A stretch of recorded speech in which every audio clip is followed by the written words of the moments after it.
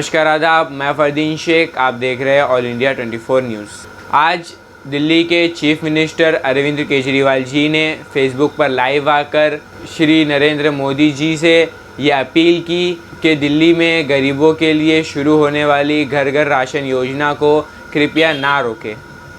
इसी के साथ उन्होंने क्या कहा, आइए सुनते हैं उन्हीं की ज़ुबानी। आदरणीय प्रधानमंत्री जी, आपको नमस्कार, सादर प्रणाम। आज मैं बेहद व्यथित हूँ और मैं सीधे आपसे बात करना चाहता हूँ। अगर मुझसे कोई हिमाकत हो जाए, कोई भूल हो जाए तो मुझे माफ़ कर दीजिएगा। दिल्ली में अगले हफ्ते से घर घर राशन पहुँचाने का काम शुरू होने वाला था। मतलब अब एक गरीब आदमी को राशन की दुकान पे धक्के नहीं खाने पड़ते, बल्कि सरकार बढ़िया तरीके से अच्छे राशन पैक करके उसके घर भिजवाती। सारी तैयारी हो चुकी थी, टेंडर हो चुके थे, सारी तैयारी हो चुकी थी। बस अगले हफ्ते से ये शुरू होने वाला था। ये क्रांतिकारी कदम होने वाला था और अचानक आपने 2 दिन पहले इसको रोक दिया। क्यों सर? आपने ऐसा क्यों किया? पिछले 75 साल से इस देश की गरीब जनता राशन माफिया का शिकार होती आई है। पिछले 75 सालों से हर महीने फाइलों में जनता के नाम का राशन जारी होता है, पर उनको मिलता नहीं है। अधिकांश राशन चोरी हो जाता है। ये राशन माफिया बहुत ताकतवर है सर, बहुत ताकतवर। आज से 17 साल पहले मैंने इस माफिया के खिलाफ आवाज़ उठाई थी, इस माफिया को ललकारने की हिम्मत की थी। तब मैं दिल्ली की झुग्गियों में, एनजीओ में काम किया करता था। उन झुग्गियों में गरीबों को उनका राशन नहीं मिलता था, उनका राशन चोरी हो जाता था। तब हमने हिम्मत की गरीब लोगों को उनका राशन दिलवाने की। नतीजन हम पर 7 बार खतरनाक हमले हुए और एक बार तो इन लोगों ने हमारी एक बहन का गला काट दिया, लेकिन भगवान की दया से वो बच गई उस वक्त।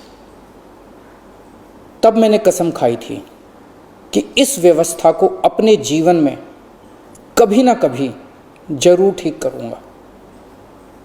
तब तो दूर दूर तक सपने में भी नहीं सोचा था कि एक दिन दिल्ली का सीएम बन जाऊंगा। पर कहते हैं ना कि जब आप निस्वार्थ भाव से कोई संकल्प करते हैं तो ऊपर वाला भी अपने तरीके से आपका संकल्प पूरा करने में मदद करता है। इस ब्रह्मांड की सारी शक्तियां आपकी मदद करती हैं। इस राशन माफिया के तार बहुत ऊपर तक हैं सर। 75 साल में आज तक कोई सरकार इस माफिया को खत्म करने की हिम्मत नहीं कर पाई। दिल्ली में पहली बार एक सरकार आई है जिसने ये हिम्मत दिखाई है। अगर ये घर घर राशन व्यवस्था लागू हो जाती ना सर, ये राशन माफिया खत्म हो जाता। पर देखिए ये राशन माफिया कितना ताकतवर निकला। दिल्ली में ये योजना अगले हफ्ते से लागू होने वाली थी और 1 हफ्ता पहले इन्होंने इसको खारिज करवा दिया। आपने ये कह के हमारी स्कीम खारिज की है कि हमने केंद्र सरकार से इसकी अप्रूवल नहीं ली। ये गलत है सर। हमने एक बार नहीं, 5 बार आपकी अप्रूवल ली है। ये रही सारी चिट्ठियां। केंद्र सरकार को हमने इतने सारे खत लिख के बताया कि हम ये योजना दिल्ली में लागू करने जा रहे हैं। कानूनन हमें दिल्ली में ये स्कीम लागू करने के लिए केंद्र सरकार की कोई अप्रूवल लेने की जरूरत नहीं है। कानूनन इस स्कीम को लागू करने के लिए राज्य सरकार पूरी तरह से सक्षम है। लेकिन हम केंद्र सरकार के साथ किसी तरह का कोई विवाद नहीं चाहते थे, इसलिए हमने एक बार नहीं 5 बार आपका अप्रूवल लिया है सर। मार्च के महीने में हमारी योजना पे आपकी सरकार ने कुछ आपत्तियां लगाई, हमने आपके सारे ऑब्जेक्शन पूरे कर दिए। जैसे हमने इस योजना का नाम मुख्यमंत्री घर घर राशन योजना रखा था, आपने ऑब्जेक्शन लगाया कि हम इस योजना का नाम मुख्यमंत्री के नाम से नहीं रख सकते। हमारा मकसद अपना नाम चमकाने का नहीं था, हमारा एक ही मकसद था, किसी भी तरह से ये स्कीम लागू हो और गरीबों को उनका राशन मिलने लगे। हमने आपकी बात मान ली, हमने स्कीम से नाम ही हटा दिया, और भी आपने जितने ऑब्जेक्शंस किए हमने सारे मान लिए। इस सब के बावजूद भी आप कहते हो हमने आपकी अप्रूवल नहीं ली। और कैसे अप्रूवल लेते हैं सर? अब और कैसे अप्रूवल लें? इस सब के बाद भी आपने ये स्कीम खारिज कर दी, क्यों सर? लोग पूछ रहे हैं, अगर इस देश में पिज्जा की होम डिलीवरी हो सकती है, बर्गर की होम डिलीवरी हो सकती है, स्मार्टफोन और कपड़ों की भी होम डिलीवरी हो सकती है, तो फिर गरीबों के घरों में राशन की होम डिलीवरी क्यों नहीं होनी चाहिए? सारा देश जानना चाहता है आपने ये स्कीम खारिज क्यों की सर? आपने ये भी लिखा है कि चूंकि राशन दुकानदारों ने दिल्ली हाई कोर्ट में इस योजना के खिलाफ केस कर रखा है, इसलिए ये स्कीम खारिज की जा रही है। इस बात पे आप स्कीम कैसे खारिज कर सकते हैं? ये राशन दुकानदार इस योजना के खिलाफ हाई कोर्ट से स्टे लेने गए थे, हाई कोर्ट ने इन्हें स्टे देने से मना कर दिया। जब हाई कोर्ट ने इन्हें स्टे नहीं दिया तो आपने इस स्कीम पे स्टे कैसे लगा दिया? आपको इन राशन वालों से इतनी हमदर्दी क्यों है?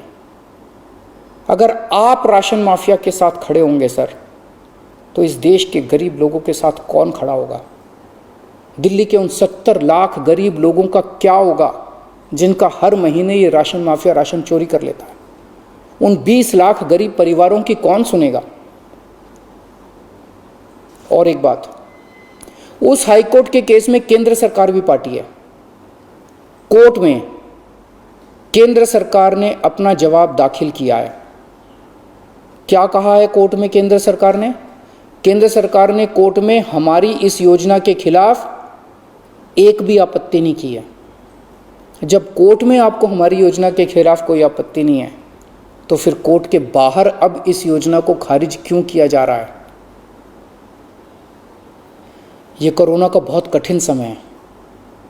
मैं कई ऐसे लोगों को जानता हूं जो कोरोना होने के डर से राशन लेने नहीं जाते।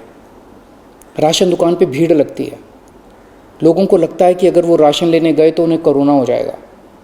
ये सब गरीब लोग हैं सर। इनमें कई लोग कोरोना काल में अपनी नौकरी खो चुके हैं, उनके घर में अब खाने को नहीं है।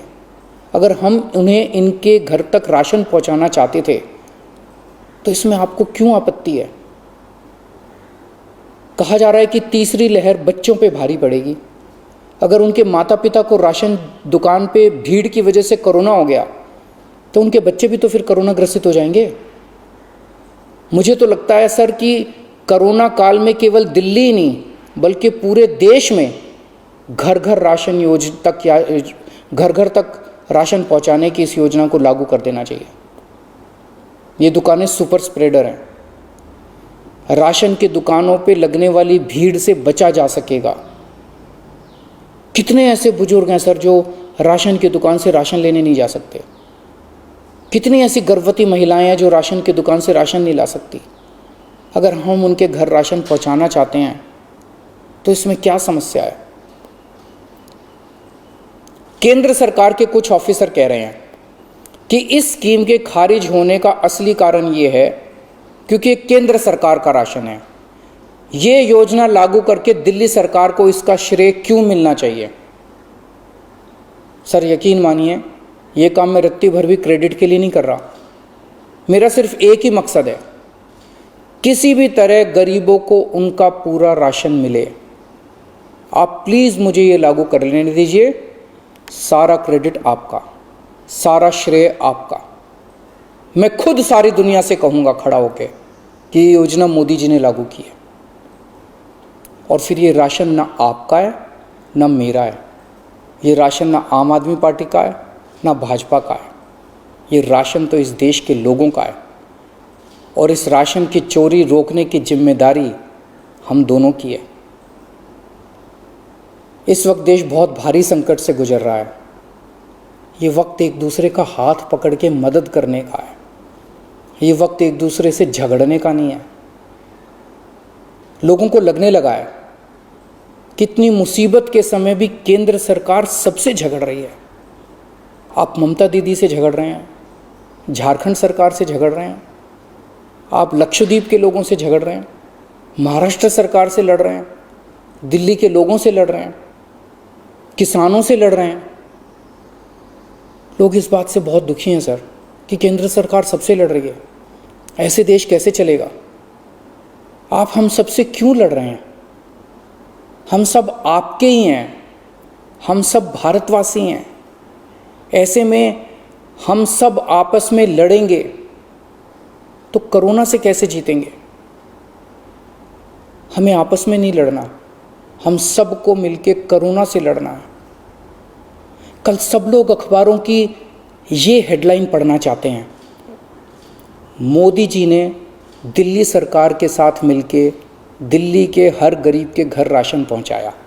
ये पढ़ना चाहते हैं लोग टीवी चैनलों पे ये ब्रेकिंग न्यूज़ देखना चाहते हैं कि मोदी जी और केजरीवाल ने मिलके दिल्ली के लोगों के गरीब लोगों के घरों तक राशन पहुंचाया।